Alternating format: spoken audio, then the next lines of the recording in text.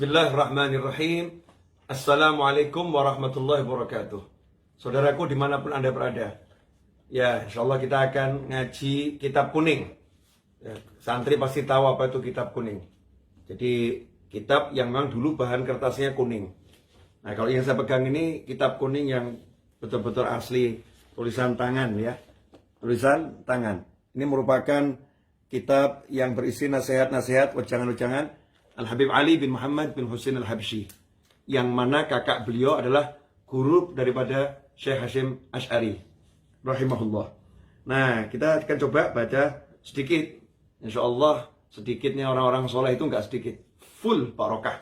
Ya, full barokah. Kalau hati kita ini kita sirami dengan kalimat-kalimat hikmah nasihat orang-orang soleh, insyaallah hati kita akan hidup. Tapi kalau hati enggak disirami, ya seperti tumbuhan. Tumbuhan kalau enggak disirami, lama-lama layu terus mati ya. Naudzubillah min dzalik. Nah, di antaranya nasihat Habib Ali Habsyi dalam wejangan-wejangan yang beliau sampaikan nyantai bersama teman-temannya ketika duduk-duduk atau di majelis adalah kalimat berikut. Wa qala radhiyallahu anhu asyar fi sihhatil iftikar ila al-ghaffar. Idza adharta hajatak wa faqrak wa arafta haqqa man iftakarta ilaih sahula alaik. Walakin azza hadha alaina لأن الإنسان يريد له اختيار ويريد أن الأمر يجري على ما عنده لا على ما عند الله. أعجل الجوز باريها لا تدبير خلاف تدبير الله. Ini nasihat yang luar biasa.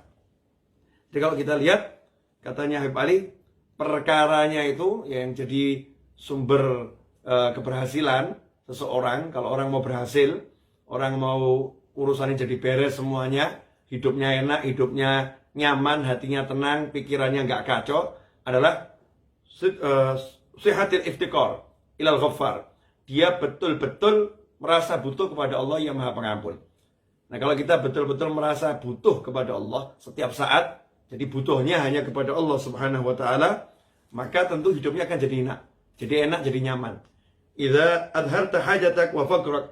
Kalau kamu tunjukkan kebutuhanmu, ya kamu laporkan kebutuhanmu, kemudian kamu tunjukkan semua kefakiranmu ini, kamu nggak bisa ini, kamu nggak punya ini, kamu tunjukkan kepada Allah Subhanahu wa taala, dan kamu ngerti, kamu sekarang lagi menunjukkan kepada siapa? Kamu lagi melaporkan kepada siapa? Ngelaporkan pada Allah yang Maha Kuasa, yang Maha Kaya, yang Maha Bisa, dan nggak ada yang lain, yang ada hanya Allah Subhanahu wa taala. Kalau sungguh-sungguh seperti itu, kamu laporkan kebutuhanmu, dan kamu paham Allah Maha Bisa, Allah Maha Kuasa, dan hanya Allah yang bisa, dan hanya Allah yang kuasa, sahula alaik, maka semua urusan jadi mudah, gak ada yang berat. Tapi yang jadi masalah, ya kita itu mau semua sesuai dengan pikiran kita. Ya kita pakai pola pikir kita, rencana kita, semua terwujud, pengennya kita sesuai yang kita rencanakan. Padahal yang bisa merencanakan itu hanya Allah Subhanahu wa taala. Manusia nggak punya rencana. Yang ngatur semua ini adalah Allah Subhanahu wa taala. Etil kusbariha. Ya kamu serahkan saja. Ini busur panahnya serahkan ke Allah Subhanahu wa taala. Ya biar Allah yang ngatur semuanya. Yang penting kamu tunjukkan hajatmu. Ya kamu lakukan yang kamu bisa. Bisanya apa sesuai syariat dijalani. Tapi jangan ngatur Tuhan. Ya, jangan ngatur Allah Subhanahu wa taala. Nah, kalau kita ngatur Allah Subhanahu wa taala, kacau hidup ini.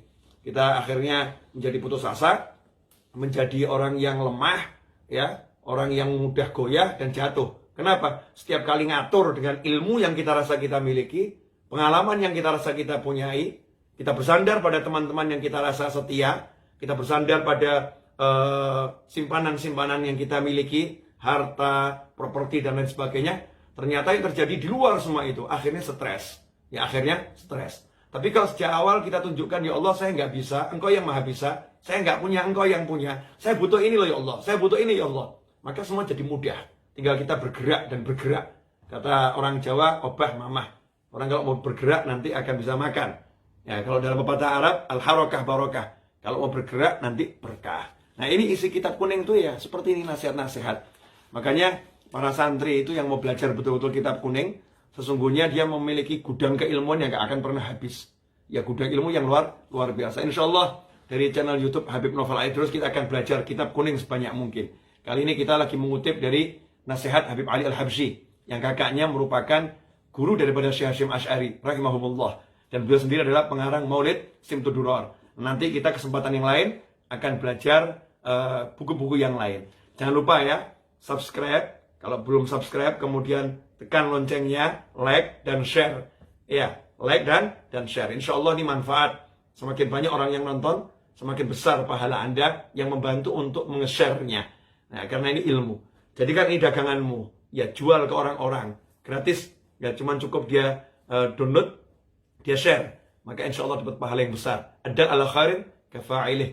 Orang yang menunjukkan kepada kebaikan sama dengan orang yang mengamalkan kebaikan itu sendiri. Kalau kita belum bisa, siapa tahu orang lain bisa. Semoga berkah dan manfaat. Wassalamualaikum warahmatullahi wabarakatuh. Jangan lupa, ini malam Jumat. Banyak-banyak sholawat kepada Nabi Muhammad sallallahu alaihi wasallam. Alhamdulillahirabbil alamin.